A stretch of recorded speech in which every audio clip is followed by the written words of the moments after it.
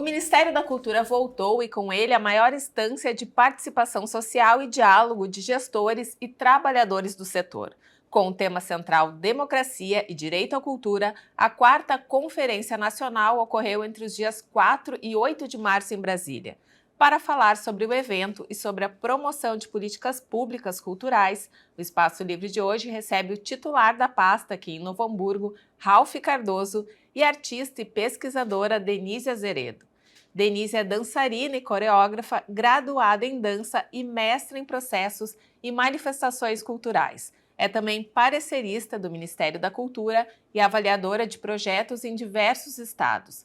Ralph atuou como produtor cultural e está à frente da Secult desde 2017. Olá, sejam bem-vindos ao nosso programa. Bom, a conferência inicia nos municípios, depois tem a conferência estadual, até chegar à nacional. Em Novo Hamburgo, a 6ª conferência ocorreu em agosto de 2022, foi com o tema Cidade em Movimento, Avanços para uma Política Cultural Inclusiva e Integrada. Quais foram as principais mudanças nesse período? Acredito que o principal foi o retorno do MINC e dos investimentos no setor. Quem é que começa? Denise começa. Eu acho que o MINC, eu falando como artista e produtora cultural, eu acho que o MINC é um marco para a gente, é um suporte, a gente tem um suporte tanto da questão legal, como esse suporte de entendimento da cultura como uma indústria, que gera muito dinheiro, gera muitos empregos e é um pilar importante dentro da economia brasileira. Então, a partir do momento que a gente tem o MINC, tu tem um norte, isso é muito... E isso dá suporte tanto para as esferas estaduais como municipais, da qual eu acho que o Ralph vai falar com mais propriedade, principalmente daqui de Novo Hamburgo. Especialmente para estruturar o sistema de cultura, É importantíssimo o papel do MINC nessa questão federativa. A gente não pode esquecer, Dani, Denise, que a gente vive num país gigantesco, A conferência mostrou isso, assim, os sotaques, as cores, as representações todas lá. Era muita gente, muito intenso todos os debates e com um resultado, eu acho que muito importante, assim, que a gente se revê enquanto nação. Eu acho que ficou muito bem representado isso lá. Ao mesmo tempo em que a gente consolida uma série de discussões que eram debates, e que aconteceram nas bases, seja em Novo Hamburgo aqui na Conferência Municipal, seja depois na estadual, há menos tempo já nesse ano, seja agora no nacional, que trouxeram para a gente a aprovação, e aí sim no Senado, que acho que corroborou esse reencontro do MINC com as culturas todas, e nitidamente a gente percebe que é impossível não existir o Ministério da Cultura no nosso país. Talvez em outros lugares isso combine.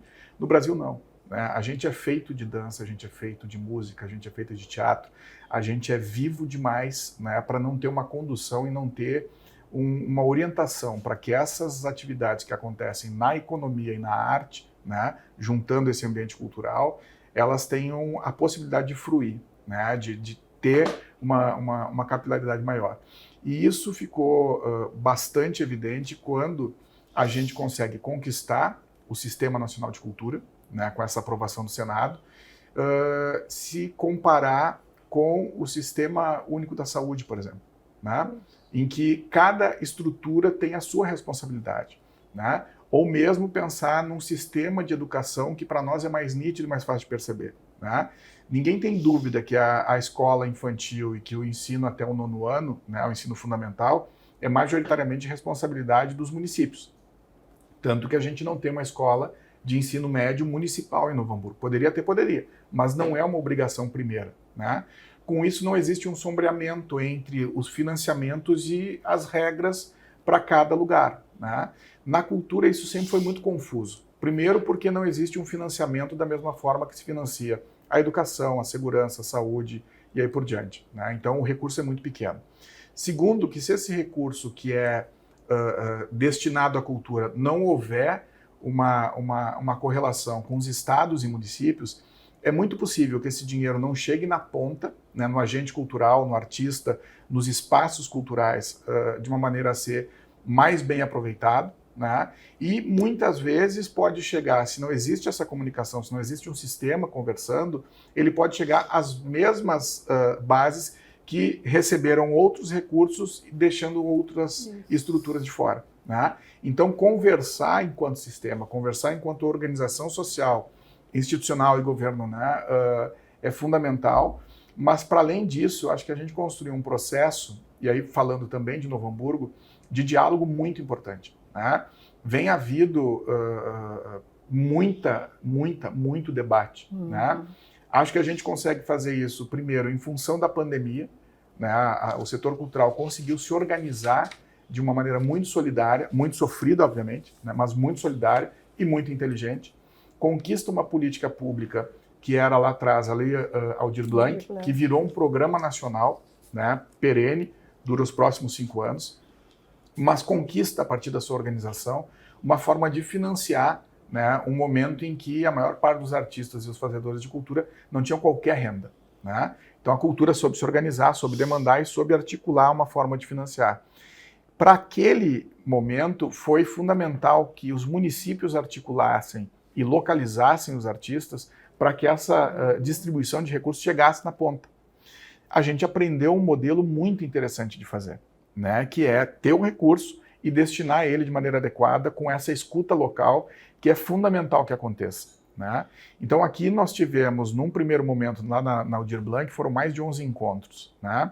Agora, com a Paulo Gustavo, foi uma dezena de encontros, de novo, para que a sociedade civil, junto com o governo, indique as prioridades, né? Não diga exatamente esse dinheiro vai para A, para B ou para C, mas diga, olha, esse dinheiro deve ser compartilhado em projetos de 10 mil, de 50 mil, destinados para o audiovisual tanto. Dentro do audiovisual nós vamos falar de curta-metragem, nós vamos falar de projetos para serem desenvolvidos. Ah, tem que ter projeto para artes cênicas, tá? Mas artes cênicas tem dança, circo, teatro, como é que vai... E aí o conselho vai discutindo junto com a sociedade e representando a sociedade civil essas diretrizes para que, aí sim, quando os editais surjam como resposta a essa escuta, né?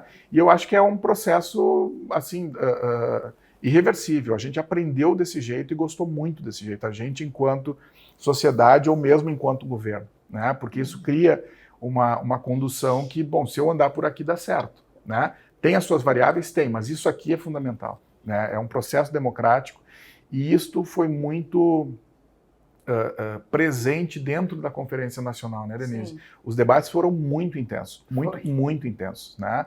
Foram 6 eixos no geral para fazer as discussões, então tu podia, e os delegados e as delegadas, os observadores, os convidados e as convidadas, eles podiam fazer parte de qualquer debate que tivesse mais a contribuir ou mais interesse em participar, e dali resultaram textos importantes para sistematizar o Plano Nacional de Cultura, que orienta a cultura nacional nos próximos 10 anos, né? E 10 anos que nós não tínhamos um encontro como esse, né? Sim, e faz toda a diferença, né? Eu até trouxe aqui os números, né? A última conferência ela aconteceu em dezembro de 2013 e, de acordo com o Ministério da Cultura, foram 1.338 delegados, 1.087 convidados, 1.491 observadores, 738 pessoas no apoio e organização, além de 150 profissionais de imprensa.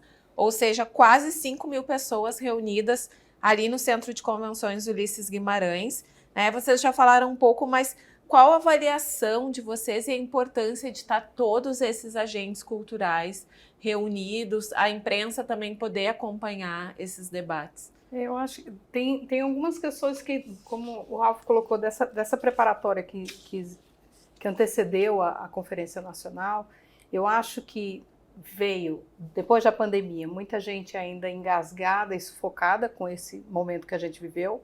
Então, esse momento que antecipou a Nacional empoderou e deu voz e ciência a esses fazedores, a essas fazedoras. Chegando lá, a gente consegue escrever de uma forma, não tirando o debate, né, mas de forma muito forte, muito decidida, o que viria, né, a ser escrito e definido. E eu acho que os frutos logo em breve vão vir de forma muito permanente. Eu acho que o resultado maior que eu vejo, geral, eu acho que é uma forma que foi construída devagarinho, de forma difícil, que houveram várias discussões, e essas discussões, muitas vezes a gente achava que não ia sair do lugar. Porque foram aprovadas 30 propostas de mais de 140 que houveram. E tinha momentos ali que pareciam a sensação total, que parecia que a gente estava correndo atrás do rabo, assim, que a coisa não andava, daqui a pouco ela destrinchava e ia. E eu acho que isso vem muito da estadual e da municipal, que fez com que todos os estados, nas suas linguagens, nas suas propostas e articulações, fizeram com que a gente chegasse nesse consenso. E muitas vezes, eu acho que era uma fala total nossa, assim, que não é se chocar. É mesmo eu não concordando contigo, vamos pegar na tua mão e vamos. Que eu acho que isso vai dar um trabalho bacana, né? Se buscou um tempo inteiro, assim, né? Teve muita disputa palmo a palmo, assim, eu não abro mão disso aqui, eu não abro mão disso aqui. Mas sempre se buscou a convergência. Isso. Né? Não no sentido de ceder o que se pensa, mas de construir uma convergência. Né? Onde é que a gente concorda, então? A gente concorda nisso aqui, então vamos alinhar isso primeiro e depois a gente volta para a divergência. Inclusive, do ponto de vista do método das discussões. Não tem acordo nisso aqui? Não, então nós vamos para lá e depois a gente volta. Aquela velha orientação de prova difícil de matemática, né? Mas se tu não sabe a questão, pula essa e no final tu volta. Então foi mais ou menos isso. E isso ajudou a amadurecer a discussão mais tensa, né? Porque se mostrou ao longo do processo que existia mais convergência do que divergência. E muitas das divergências eram em relação ao caminho, não ao ponto de chegada. Né? Eu quero chegar no mesmo lugar que tu, mas eu acho que é por aqui, tu acha que é por ali. Bom, quem sabe se constrói um ambiente diferente, onde essas divergências, assim, elas sejam menores do que aparentam ser. Né? Eu acho que isso é fundamental. Mas muita oportunidade, assim, de relacionamento e de posicionamento lá também, né, Dani? Porque a gente foi para um lugar em que todo mundo que opera a cultura, aí falando desde os fazedores de cultura que representam as suas características nos seus estados e nos seus municípios, né? Porque é o caso, quando tu tira delegado é porque essa figura te representa para algo. Né? Gestores do país inteiro, seja a nível municipal, seja a nível estadual, e todo o Ministério da Cultura, o staff inteiro participando intensamente de todos os debates do primeiro ao último dia. Né? Então, aquilo que parece distante muitas vezes, em que a gente não sabe quem é o fulano, ali tu conversava com ele, né? Tu tirava uma dúvida com a cara, né? Não era uma reunião online, não era um e-mail, não era um documento frio, não era um tempo de pergunta e resposta, né? Mas tu sentava, cara, eu tô com dúvida disso aqui. Cara, mas é a mesma dúvida do cara do Amapá, vai ali, vem cá, olha, conversa com ele aqui e conecta, e bom, tu passa a constituir rede, né? De um jeito muito mais potente do que a gente, do ponto de vista formal, lidando com as coisas. Né? Era gente de carne e osso, independente das posições que ocupa na sociedade, mas fazendo política cultural de uma maneira muito bonita de ver. Né?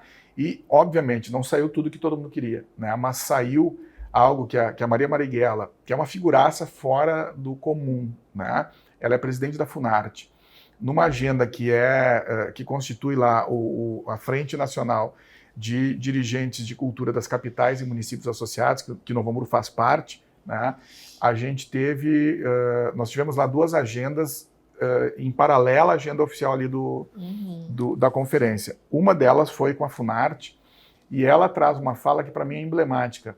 A gente agora, depois da abertura, porque foi no dia seguinte a abertura oficial, depois de ontem, porque foi meio catártico aquilo, né? Foi uma coisa muito intensa, muito bonita, né? Justamente por isso, porque fazia 10 anos que nós não nos encontrávamos enquanto setor, né? Fazia pouquíssimo tempo que o MINC tinha sido destituído, né? Então era um ambiente ali de celebração e de também terapia. Porra, agora, né? Agora vão ver, não, agora não vão ver nada, agora a gente vai fazer coisas boas, né? E a fala dela vem nesse sentido, olha só, a gente ontem virou a chave, né? Então esse é o primeiro dia dos próximos 10 anos.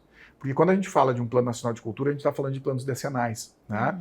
E essa fala é muito simbólica e muito própria, porque é justamente isso, a gente está então no primeiro dia dos próximos 10 anos. Até aqui foi aquilo, né? E agora, e era o início da conferência, a gente está construindo a base para os próximos 10 anos, no país todo. e com gente de todos os lugares, né? Com muitas mulheres, muitas, Foi lindo muitos ver. indígenas, né? Algo Era que muito chamava diverso, atenção não só na estética, né? Mas na postura e na conquista do espaço, Isso. porque passaram a fazer parte das falas de todos, né? Todas as pessoas que falavam lá incluíam o indígena, incluíam o povo negro, obviamente já incluíam mulheres, e era muito comum a gente ter puxão de orelha de pessoas com deficiência, porque não se sentiam representadas nas falas, né? Porque era isso, a gente, né, o homem branco, né, quando fala das inclusões, não fala, ou das políticas necessárias, não fala deliberadamente sobre deficiente, né? Mas está no nosso discurso, está na prática, obviamente, mas está no discurso uma facilidade muito grande de falar do povo negro, de falar da importância da representação da mulher, de dizer que os indígenas são os nossos povos originários e, puf, entra no assunto, né? Então, essa chamada de atenção, ela é necessária para que a gente também mude o comportamento e mude de maneira muito assertiva assim, as falas também de representação, né? E eu acho que isso que o Ralph trouxe foi muito interessante, porque assim, ó, não foi só o chamar atenção, foi o fazer a gente realizar. Então, por exemplo, por várias vezes, a gente tinha uma colega na bancada da dança que ela falava assim, gente, tira o microfone, eu preciso te localizar. Depois tu coloca. Aí faz a autodescrição. Então, tu exercita isso e tu se dá conta que tu nunca faz. Aí tu começa a observar na mesa que organiza e dá a direção para as discussões, quantas mulheres tem? Quantos negros tem? Quantas negras tem? Quantos indígenas tem? Quando eu brincava assim, quando eu passava, os povos de terreiro e os indígenas, era uma onda de silêncio que vinha com eles, de respeito. Tudo que estava ao redor parava. Aí tu começa a pensar, tá, e isso nas políticas, na realidade da minha cidade, até onde isso se silencia em forma de respeito? Então, eu acho que teve um aprendizado, uma vivência muito massa para tudo, né? Para tudo. A gente devia estar mais misturado. Sim. A gente é diferente. Sim. Entende? Acho que essa é a tônica, assim, sabe? A gente, o nosso estilo, a nossa forma urbana, nós somos os diferentes. Entende? Nós somos uma minoria que faz calar, né? Mas está em curso, eu acho que é processo, né? Um processo. Isso vai acontecendo, eu acho que a gente vai aprendendo, vai ouvindo, vai se posicionando, né? Vai dando voz, na medida que as pessoas têm voz, elas também não regridem mais, né? Então vai tendo apropriação. Mas é muito potente, assim, uma imersão como essa, né? É algo que a gente deveria conseguir proporcionar nas regiões do país inteiro para que a gente entenda que nós não fazemos parte de uma ilha. Né? É muito complexo o que acontece quando junta todo mundo. Sim, bom, eu falei das propostas, né? Foram aprovadas 30 propostas dentro dos 6 eixos, que eu vou citar aqui.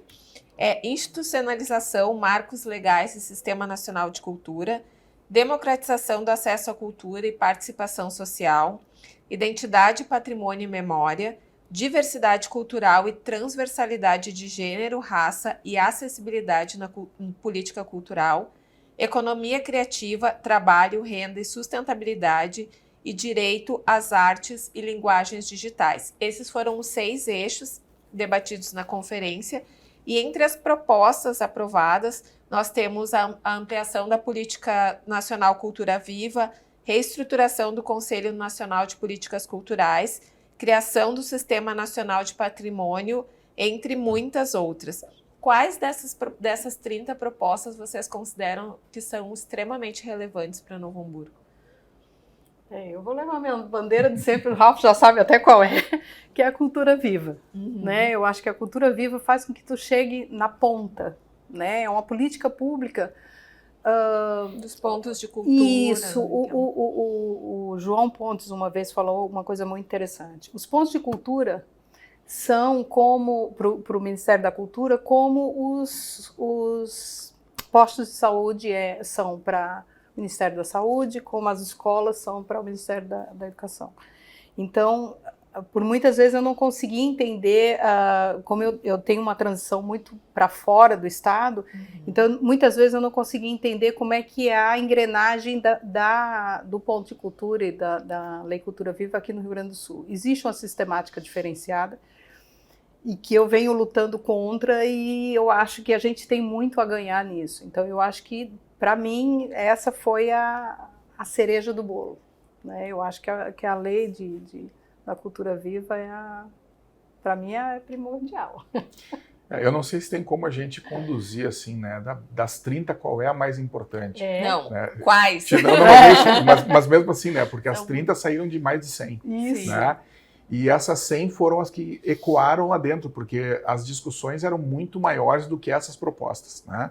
Das 100 e poucas que surgiram, houve o convencimento daquilo que eu comentava, que é a convergência num único texto. Eu abro um pouco de mão disso, tu abre um pouco de mão daquilo, vamos fazer um texto só. Né? Então, esse processo, eu acho que a democracia ensinou ali também, talvez seja o mais potente. Né? Da gente entender que, se houver espaço para dialogar, boas soluções saem, bons encaminhamentos saem. E também sai o entendimento de que é possível revisar. Não deu certo, então vamos revisar isso aqui, vamos fazer de maneira adequada. Não é pura e simplesmente implantar um ponto de cultura, né? Mas é como ele vai ser implantado, por que ele vai ser implantado, quem está demandando, né? De que forma se constrói isso na comunidade. Então, tem todo um processo que é de amadurecimento também, que eu imagino que leve o tempo de cada lugar para que aconteça. Né? Novo Hamburgo, por exemplo, tem pouquíssimos ambientes que vêm ou fazendo ou reivindicando o ponto de cultura. Né? Não é falta de possibilidade, mas é falta de demanda. Essa demanda não existiu internamente, né, dentro do município. Ao mesmo tempo, é nítido que o Ministério da Cultura vai olhar com muita potência para esse lugar.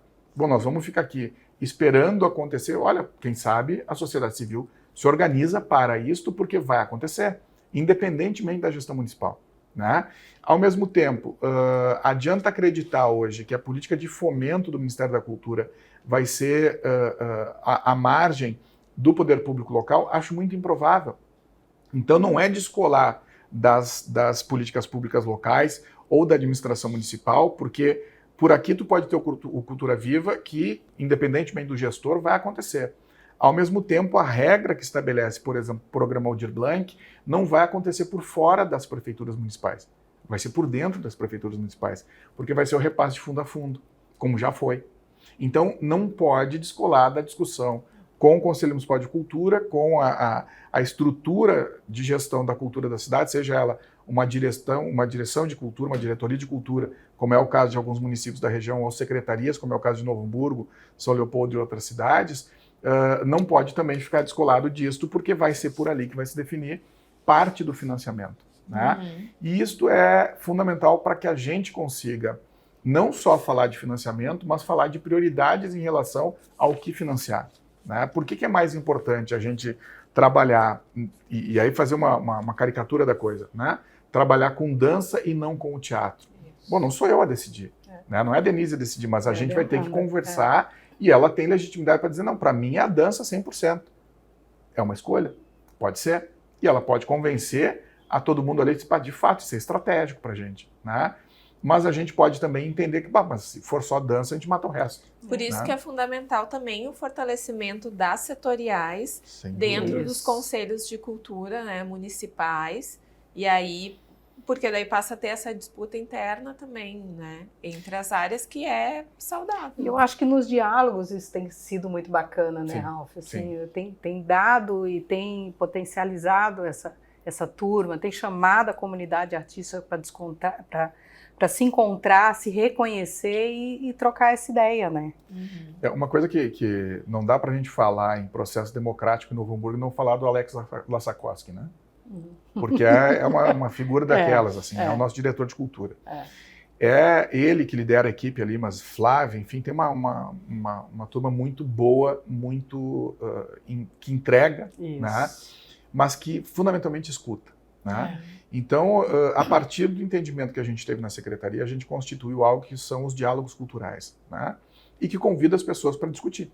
Não só os representantes do conselho, porque ali sim é o fórum que vai bater martelo, mas a gente abre a discussão para quem quiser discutir. Quer discutir cultura? Olha, nós vamos discutir agora os rumos para o Aldir Blanc. Beleza, vem. Né? Ao mesmo tempo, nos processos de conferência, a gente fez também conferências que foram territoriais, né? Porque tinham as setoriais, olha, tem um debate sobre dança, tem um debate sobre teatro, tem um debate sobre circo, tem o povo do hip hop, tem carnaval e aí por diante. Né? Mas a gente foi aos bairros também promover essas discussões, o que também é incomum, né? Porque tu não tem a expectativa, e mesmo a gente da cultura, né, se equivoca às vezes, de que lá tem alguma manifestação que tu traga algo potente para dentro das discussões. Né? É muito rico o que acontece em qualquer lugar. Basta juntar gente, né? Basta perguntar querendo ouvir, porque as pessoas também não são bobas. Né? Então não dá para fingir democracia. Ou tu produz democracia, ou tu tá, né, fadado ali a ser desmascarado. Né? E é isso, eu acho que a condução que o Alex tem feito e a equipe da Secult tem feito é de uma escuta muito permanente, né, muito generosa. Acho que o tipo de paciência que o Alex tem é perfil também, mas é uma virtude, uma das qualidades gigantescas das várias que ele tem, né, mas que justamente faz com que a Secretaria da Cultura consiga ouvir, né, e traduzir isto para dentro das políticas públicas. Né? Então, hoje, eu não tenho nenhuma dúvida assim, em dizer, reafirmar e brigar por isso, que a gente ouviu muito, né, e produziu o resultado da sociedade civil. Né? Então, se isso dá para fazer aqui, dá para fazer em qualquer lugar. Né? Em lugares menores isso é mais fácil, em lugares maiores isso é questão de capilaridade, é de entendimento daí, portanto. Né? Mas eu acho que tem uma questão também, pegando essa questão das cidades menores. Eu vim para Novo Hamburgo, eu já morava em Novo Hamburgo, mas vim depois da pandemia, né? Terminou vindo para cá. Tem a facilidade, mas também tem o querer. Sim. Né? E uma coisa que eu achei muito bacana, que quando eu cheguei aqui, além dessa escuta, porque realmente eles nos escutam, né? Existe a percepção de, daqui a pouco seria interessante a gente fazer uma capacitação aqui, daqui a pouco vocês queriam uma capacitação. Então tem esse olhar também de não só colocar a comida goela abaixo, sabe? Tem essa coisa de como é que eu posso te ajudar? E eu acho que essa capacitação vai também empoderando para o futuro, daqui a pouco tu não receber só e ficar quieto. Eu acho que isso tem um reflexo no cotidiano do que é produzido aqui. Né? Porque quando a gente chega em 2017 na secretaria, a gente contava nos dedos quem participava de edital, ou quem trabalhava com leis de incentivo. Porque requer um pouco mais de hábito, né? Não é de sabedoria, é hábito, é saber as dinâmicas dali, mas não a sabedoria de saber fazer cultura ou saber fazer um projeto. Né? E o que a gente buscou fazer foi instruir, olha, quem sabe tu vai por aqui, trazendo gente muito boa para contar como se faz, capacitando a equipe da secretaria para poder auxiliar nas dúvidas que são mais cotidianas, mas incentivar muito para que façam. Cara, faz e erra. Né? Aquele erro que tu cometeu, tu vai lembrar de não fazer o mesmo erro de novo no próximo edital. E hoje é muito bacana porque tem muita gente hamburguense disputando edital, levando edital fora da cidade, e os nossos editais passaram também a conseguir promover uma capacidade de resolver nele mesmo todas as dúvidas. Mas é muito burocrático. Cara, mas se tu lê o edital, não tem como errar. Né? Então, sim, ele é burocrático porque ele vai te dizer tudo o que tu precisa. Né? E coisas básicas que eram erros muito comuns. Né? Eu lembro do primeiro edital, a gente quase morreu. Né? Porque não passava ninguém. Sim, mas pedia cópia da carteira de identidade, o cara mandava, sei lá, o cartão de vacinação. Meu Deus. É o basicão, né? Claro que não é desse jeito, mas era isso, assim, cara, eu tô te pedindo isso aqui. De novo a professora aquela, né? Leia, né, a pergunta e responda.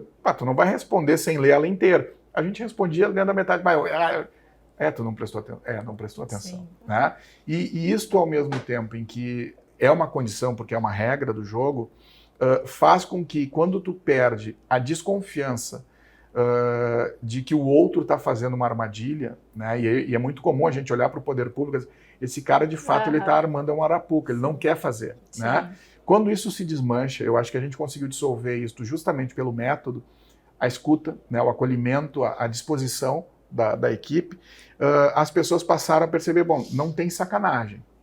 Pode ser difícil, mas não tem sacanagem. Dá para facilitar mais? Dá. A gente foi facilitando à medida em que ia entendendo e também foi construindo dentro da estrutura da administração pública um outro entendimento sobre cultura, né? Que é o que a conferência também pode promover. Olha, a cultura não é só eu subir no palco e me apresentar e eu descer do palco e perguntar, mas e tu trabalha com o quê? Não, espera um pouco. Né?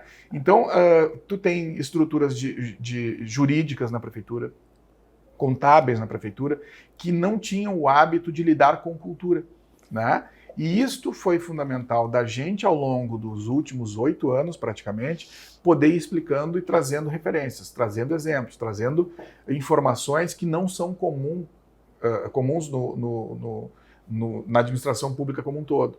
E uma coisa que a gente percebe é que Novo Hamburgo passa também a estender esses documentos para outros lugares. Olha, Novo Hamburgo está funcionando assim, bom, mas se Novo Hamburgo está funcionando é porque dá, né?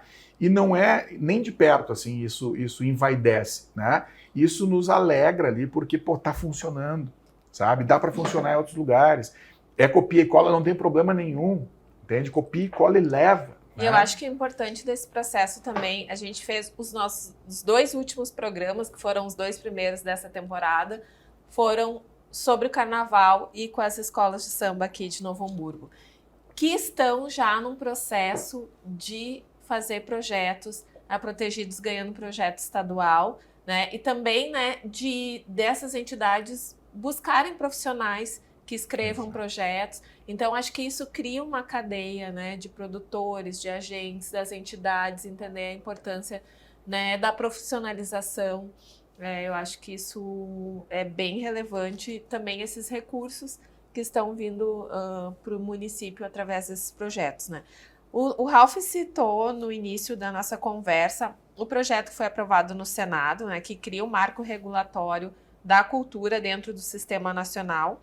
Como é que vocês acham que essa legislação vai melhorar, né, as relações federativas e a implementação da Lei Nacional Aldir Blanc, com essa questão também da desburocratização, né, de poder também trazer mais uma cara da cultura para esse sistema, né, não ficar utilizando o marco regulatório das entidades da sociedade civil, né, ser um sistema próprio para a cultura. Acho que o Ralph domina mais. Teve um episódio no ano passado já, que foi a constituição do Decreto Fomento, né, Decreto Federal, que estabelecia a nível federal uma série de rotinas, né, e documentos válidos para os editais da cultura. Né? Porque como é que funciona? Eu recebo um recurso, né, público, seja municipal, seja federal, nesse caso da Paulo Gustavo ou da Aldir Blanc. Né? O meu projeto recebe 60 mil para realizar um curta-metragem ou para fazer um espetáculo de dança. Né? Esse dinheiro não é meu. Esse dinheiro eu tenho que fazer a gestão. Como é que se entendia antes? Eu tenho que emitir uma nota fiscal de 60 mil reais para sacar o dinheiro para fazer o projeto. Tá, mas eu não vou prestar serviço de 60 mil reais. Eu vou fazer a gestão de um projeto.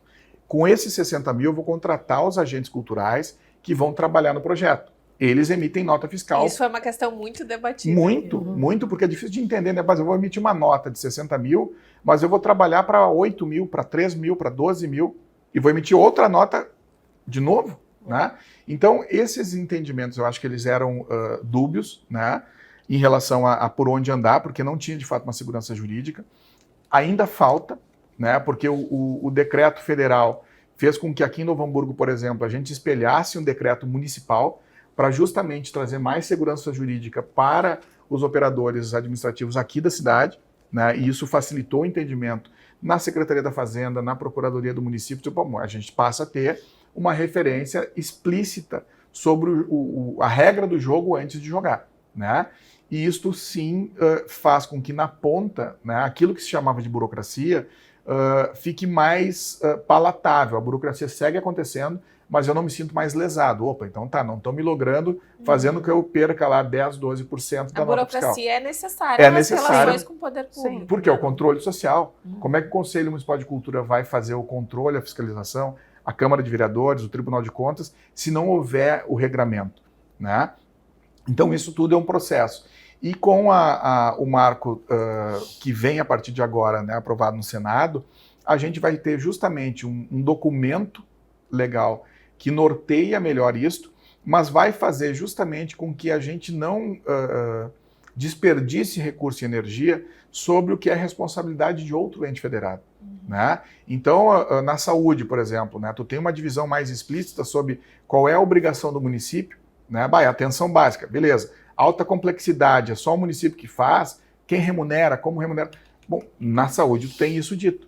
No caso da cultura, a gente sai fazendo, né? Cria experiências importantes e interessantes, mas elas não eram até então calcadas num modelo a seguir ou numa possibilidade ou numa indicação para seguir. Né? Então, Ivoti tinha a sua característica, Novo Hamburgo a sua, Dois Irmãos a sua, Porto Alegre a sua, e as realidades são muito distintas. Né? Então, hoje a gente passa a ter uma orientação geral sobre, né, possibilitando com que cada característica local ou regional também seja empregada pelos agentes locais. Né?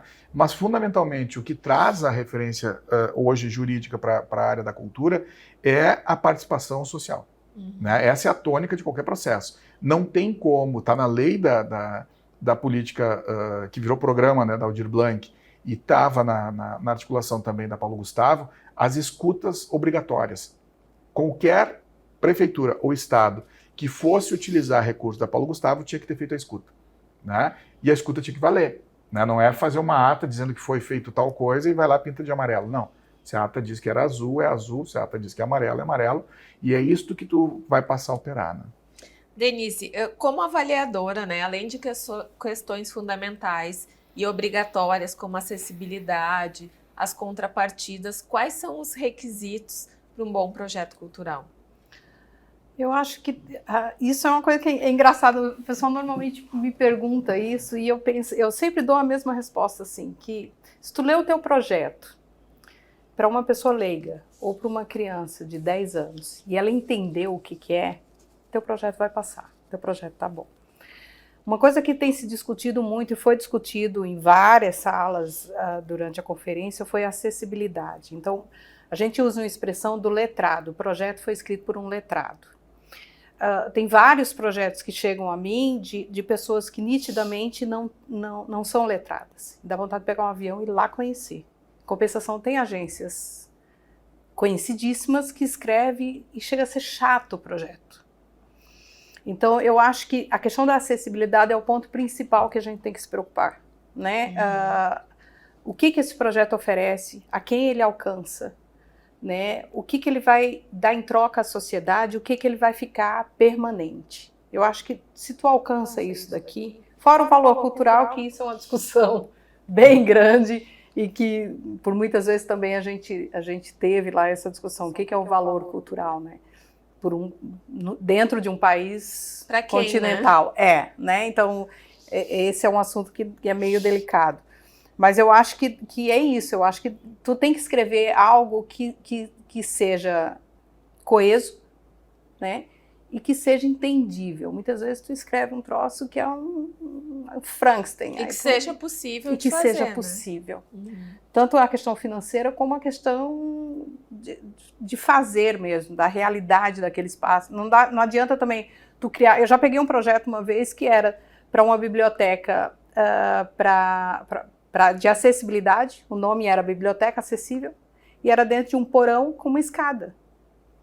Cadê a acessibilidade ainda? Então, isso passa da arquitetônica, né? Então, eu acho que essa é a questão, do ter algo que realmente seja funcional. Eu acho que é isso. Bom, a gente tem alguns editais abertos aqui no município, e um deles é o chamamento público número 2, com os recursos remanescentes da Lei Paulo Gustavo para cinemas itinerantes e cineclubes. Qual a importância dessa legislação para o fomento audiovisual dos municípios? Eu sei que o Ralph é um entusiasta dessa área. Queria que tu falasse um pouquinho. O que tem, assim, né, Dani? A gente tem um conteúdo audiovisual, assim, a turma tem produzido muita coisa muito boa. Curta-metragem, séries, longa-metragem, além do acervo que é antigo, de coisas muito boas também, que normalmente não são acessados, né? Porque ou as pessoas, grande parte, não pode ir ao cinema, porque é caro ir ao cinema, né? Ou porque muita produção brasileira sequer chega nas telas e fica, né? Então tem muita produção nacional boa que não consegue permanecer mais do que 2 ou 3 dias nas salas de cinema e em salas muito difíceis. Né? Bacurau, por exemplo, não passou em Novo Hamburgo. Né? E Bacurau foi badalado, talvez o último filme nacional mais badalado tenha sido Bacurau, e não passou em Novo Hamburgo. Né? Novo Hamburgo tem algumas salas de cinema no shopping. Né? Então, como é que faz quem quer ver Bacurau? Ou como faz para Bacurau chegar em mais pessoas? E não só esse filme, mas esse é uma referência, eu acho. Então, o Cineclube é a perspectiva de pessoas que gostam de assistir filmes e discutir sobre, né? Assim como tem clubes de leitura, tem clubes para ver filmes. Né? E a ideia, discutindo com o setor, foi que os cineclubes pudessem estimular as pessoas a consumir mais conteúdo próprio, com mais identificação, portanto, né? Justamente por isso, porque a gente tem uma leva gigantesca de filmes produzidos no Rio Grande do Sul, por exemplo, curtas-metragens que são fáceis de assistir, porque são justamente curtos, mas que são também possíveis de trazer pessoas para fazer um bom debate sobre ele. Né? Independente do tema, tu vai ter alguém no teu entorno que, eu entendo esse negócio. Chama o cara, conversa junto e exibe o filme. Né? E a gente, com o Cineclube, acaba também estimulando as pessoas ou desafiando as pessoas a fazer filme. Está muito mais perto a possibilidade. Pô, entendi esse negócio. Se tu tem um realizador junto, por exemplo, dizendo, tá vendo esse negócio aqui? Tá, eu fiz assim. A câmera estava aqui. Né? A câmera estava aqui. Né? Por isso que tu pegou esse ângulo. Eu filmo desse jeito porque vai parecer que eu estou oprimindo o cara que está lá embaixo. Não, não é. Então tá, tu tá errando o negócio. Então, tudo isso sendo dito para a meninada que hoje tem, né, uma filmadora na mão, é muito potente. Né? E eles já fazem isso, a gurizada já faz, a gente já faz muito audiovisual, conteúdo, quando parece que não é nada pretensioso, bom, tu tá fazendo uma selfie ou gravando um vídeo de uma coisa que tu quer muito dizer, cara, isso é conteúdo audiovisual já. Né? Essa meninada poder contar histórias a partir desse tipo de tecnologia que hoje é comum, é um passo necessário. Já está acontecendo em muito lugar. Em Novo Hamburgo já vem acontecendo. Eu acho que a gente tem que estimular mais ainda, porque é inevitável que os negócios como um todo passem por dentro de conteúdo audiovisual. A maior parte hoje da mídia paga, né, na propaganda brasileira já saiu da TV e está no streaming, e está na mão do telefone, e está na rede social. Né? Então, isso tem um significado, tem um recado grande nisso. Né? E o Cinemóvel é uma estrutura que a gente já adquiriu, né? Então a gente tem um telão inflável, tem um projetor potente, tem um sistema de som adequado, tem como exibir filmes, né, de uma maneira de ter muita mobilidade. Então a gente pode fazer uma sessão de cinema com um telão gigante em qualquer canto da cidade. Né? E toda vez que a gente faz é muito potente, é muito bonito de ver. As pessoas se emocionam porque não foram ao cinema. Nunca levei meu filho no cinema, bom, levou. Para quem vai ao cinema pode achar, tá, mas isso não é cinema. Cara, para quem não vai a uma sala de cinema, ou mesmo para quem vai e está disposto, né, a ser feliz, vai curtir muito a experiência de ir ao Cinemóvel, ao ar livre, assistir um filme, né, não necessariamente nacional, não necessariamente do que tu gosta enquanto assunto, mas enquanto experiência, né, porque tu vai ver com mais gente, né, tu vai ver com mais liberdade isso também. Então, é uma política importante. Foram editais já lançados, que são republicados, porque a gente não conseguiu alcançar os proponentes que tinham a intenção de fazer, né, ou porque o documento não servia, ou porque a proposta veio com algum tipo de necessidade de agregar, e bom, o edital tu não vai corrigir ele depois de feito. Né? Então, lança novamente, abre uma oportunidade para que todos os agentes culturais possam participar disso, né? E a tônica é exibir filme em todo o canto da cidade, né? Porque a gente vem produzindo coisas legais aqui,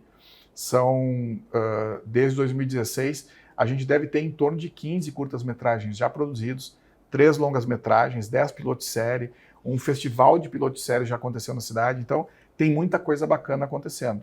Né? E a gente está remando para buscar mais coisas ainda para conseguir, de uma vez por todas, assim, constituir o Novo Hamburgo Polo Audiovisual e fazer parte do negócio audiovisual a nível nacional também. Né?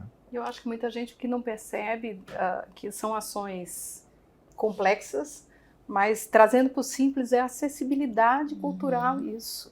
É simples, é uma política pública necessária, sabe? Que vai interferir na saúde mental, vai interferir na educação, vai interferir, meu Deus do céu, na segurança. Em vários fatores. E é uma coisa que parece simples, né? da democratização do acesso, Isso. né? Tu vai poder assistir, mas o que a gente está propondo em Novo Hamburgo é a democracia cultural, é a possibilidade de fazer, é o protagonismo de quem normalmente é encarado como só um espectador, como só um possível sortudo consumidor de uma peça de teatro, para que ele possa produzir a sua arte e se sinta convidado para isso, né? No audiovisual, a gente tem oficinas acontecendo já há mais tempo. Tu tem a Universidade Fevale, que tem o curso de produção audiovisual, tu tem uma série de outros ambientes que já produzem essa provocação e essa capacitação, né? Mas na música a gente tem os núcleos de orquestra, na dança nós temos mais de 20 escolas de dança na cidade, que é o setor privado fazendo, né? Então não é só o poder público acontecendo, nós temos vários grupos de teatro, temos as escolas de samba, então isso já vem acontecendo. A gente tem que ampliar a oportunidade das pessoas fazerem, né? Porque aí a gente está falando de democracia cultural, que é de fato se apropriar do processo, né? Eu não preciso ser artista, mas eu posso ter oportunidade de ser, né? Isso faz diferença na construção de um outro futuro, né? Isso é cidadania, né? Exato. Bom, a Denise é nordestina, radicada aqui no Sul. Queria que tu contasse um pouquinho para nós da tua trajetória artística e cultural. Eu cheguei em 96 no Rio Grande do Sul. Eu brinco que meu marido me conheceu vestida de prenda, dançando pezinho no Nordeste, né? Então eu fazia parte de uma companhia de dança popular lá. Então cheguei aqui, trabalhei por um tempo numa escola privada de dança, com dança de salão. Depois, logo depois de 99, a cidade de Ivoti me descobriu. Eu fui para lá. Lá eu propus uma companhia de dança dentro de um projeto social, que é o Ponto de Cultura Raiz da Paz, que é um projeto que trabalha a cultura popular brasileira, só que com empoderamento feminino. Então, tanto com crianças, adolescentes e adultas. Então, em momentos que, por exemplo, em grupos que a gente percebia uma questão de tristeza, vamos trabalhar o frevo e as cores, né? Trabalha a violência através do chachado, do cangaço. E esse projeto terminou tomando uma proporção a nível nacional, um reconhecimento, foi bem bacana. Que mais que eu posso te falar? Daí aqui em Novo Hamburgo, agora eu vindo para cá, né, foi legal, porque a cidade pequena é muito legal de morar e de se trabalhar, mas eu brinco, quando eu cheguei a Novo Hamburgo, eu encontrei os meus. É uma realidade paralela, principalmente na questão cultural. Não estou fazendo missa de corpo presente, já falei várias vezes isso. E é muito legal tu chegar num lugar que tu vê as coisas realmente acontecendo, tu vê os artistas se manifestando e contribuindo para isso. Então é muito bacana. Então, um pouquinho eu estou tentando me situar aqui, né? Então é legal. Tenho gostado bastante. Tá certo. Bom, final do ano se encerra, né, o segundo mandato da prefeita Fátima, e o Ralph vai completar 8 anos à frente da Secretaria Municipal de Cultura. Qual o legado que tu deixas aqui para a cidade, em termos culturais? Eu penso que não é um legado meu, né? Eu acho que é uma conquista assim, do setor, porque essa oportunidade que a prefeita Fátima apresentou para a cidade é incomum, muito incomum, né? A gente tem hoje, e por, obviamente, entendimento dela, uma autonomia para discutir o setor cultural que não é na história da cidade presente e não sei se permanece depois dela, né? Porque de fato, assim, é muito verdadeiro, é muito potente, existe um diálogo, existe uma construção, e se consolidou, na minha opinião, uma forma de fazer que é irreversível, né? Então, eu acho que isso a cultura conquista e faz com que, independentemente de quem venha depois, é impossível reverter a condição dos editais, né? Porque essa é uma forma republicana de distribuir o recurso. Com a inteligência que a sociedade civil hoje já emprega, ela sabe conduzir para onde desenvolver, porque não é só entregar dinheiro, né? Por que fazer isto com tal setor ou com tal quantia de recursos, né? E, ao mesmo tempo, a gente tem hoje várias iniciativas que também, na minha opinião, são irreversíveis, né? O Núcleo de Orquestra Jovem é um projeto de musicalização extremamente ousado e que está calcificado. Ele não volta mais a não ter, né? Não volta mais a ser um núcleo, né? Hoje a gente tem 16, nós vamos iniciar agora o ano letivo, vai para 27, e a gente está buscando patrocinadores para que não dependa exclusivamente do financiamento público municipal, né? Então, majoritariamente hoje os núcleos já são financiados pelo setor privado através da Lei Rouanet, né? A gente tem no audiovisual a ousadia de ter colocado Novo Hamburgo no mapa, né? São mais de 45 projetos já financiados pelas iniciativas da Secretaria Municipal da Cultura. Isso faz com que Novo Hamburgo sente à mesa com estrutura institucional como a Ancine, como a Secretaria do Audiovisual, num patamar diferente do que fazia antes, né? Então a gente passa a ter uma mostra de política pública audiovisual também impactante. Na área do setor de patrimônio histórico, da preservação do patrimônio histórico, né? Seja ele material ou imaterial, eu acho que houve avanços importantes. Assim, a gente reconhece a Cruzeiro como patrimônio imaterial, né? Nós já tínhamos a Orquestra de Sopros do município, mantida e reforçada a importância de ter uma orquestra, né? A gente passa a ter uma equipe dedicada exclusivamente ao patrimônio cultural dentro da Secretaria da Cultura. Nós temos 2 arquitetos, nós temos fiscais, nós temos agentes administrativos que dão conta dessa política que é importante para que a gente não perca a memória da cidade, né? A partir do seu patrimônio, a partir da narrativa, que é comum contar também a partir da arquitetura, né? E a gente conquista um espaço em que a cultura é reconhecida como um direito, né? Dentro do poder público e na cidade, né? Então, hoje a gente tem plenamente convicção de olhar para Novo Hamburgo e saber que aqui a cultura é um direito, né? E não é uma migalha. Muito embora falta a gente conseguir conquistar mais verba para investir em projetos ainda mais potentes. Mas eu não tenho nenhuma dúvida que a gente subiu a régua no entendimento de cultura política pública, de cultura direito, né, das pessoas, e vai ser muito bacana para, independentemente de quem vier depois, poder dar continuidade, caso queira, porque tudo está muito bem encaixado, sabe? Tudo está feito a muitas mãos e sob a mesa, né? Então, como é que faz? Está aqui, né?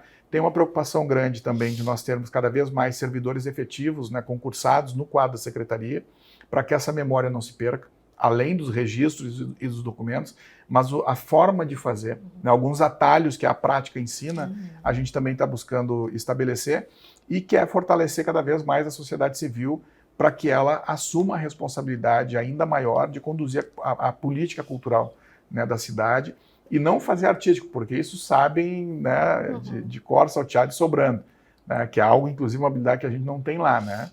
Mas essa conquista de direito e o cuidado com esse patrimônio, eu acho que é uma das grandes marcas assim que a prefeita Fátima deixa e que essa gestão vai, sem dúvida nenhuma, assim, conseguir entregar bem, né? Tá certo. Agradeço a participação de vocês, pedir que deixem as considerações finais. Primeiro, agradecer o convite. Eu acho que essa nossa caminhada e estada ali na Conferência Nacional traz pontos importantes aqui para Novo Hamburgo e para a região, né? E eu acho que é isso, é não desistir do que foi feito, é tentar seguir adiante e fortalecer a cultura. Eu acho que a gente está num processo muito bacana, assim, Dani, de provocar as pessoas para que elas acreditem no seu potencial, né, e que sejam o que elas efetivamente desejam ser, né? E no caso da cultura, isso é possível e ao mesmo tempo é fundamental que tu entenda que tu tem que te qualificar, né? Tu tem que saber fazer algumas coisas que pode não ser exatamente o que tu prefere ou mais gosta, mas isso vai te dar capacidade de profissionalizar no setor, de construir família, né, de sustentar a sua casa a partir de trabalhar com arte, a partir de trabalhar com cultura, né? E são muitas habilidades possíveis, entende? E muita carência hoje de muita coisa, né? Tu não tem roteirista no audiovisual, tu não tem redator para projeto de lei de incentivo e aí por diante, né? Falta dançarino, falta professor, falta mestre disso, daquele outro, mas é um momento muito potente da cultura, né? Então, quem tinha dúvida sobre ser um lugar importante, eu não tenho dúvida que a gente está falando de indústria de outro modelo, né? A gente está falando de uma indústria do intangível, né? Porque aqui a gente consegue medir o sucesso por pares de sapato, né? Na cultura é um pouco mais difícil de passar uma régua de isso aqui é grande, mas necessariamente é importante entender que o sucesso na cultura não é só financeiro, porque ele transforma a realidade como um todo assim da cidade, né? Então, um projeto cultural bem desenvolvido faz bem para todo mundo, não só financeiramente, né? Tá certo, muito obrigada. A criação, fruição e difusão cultural são direitos garantidos pela Constituição brasileira. Por isso, a relevância de se instituir uma política que enfatiza toda a gama de expressões que caracterizam a diversidade da cultura brasileira.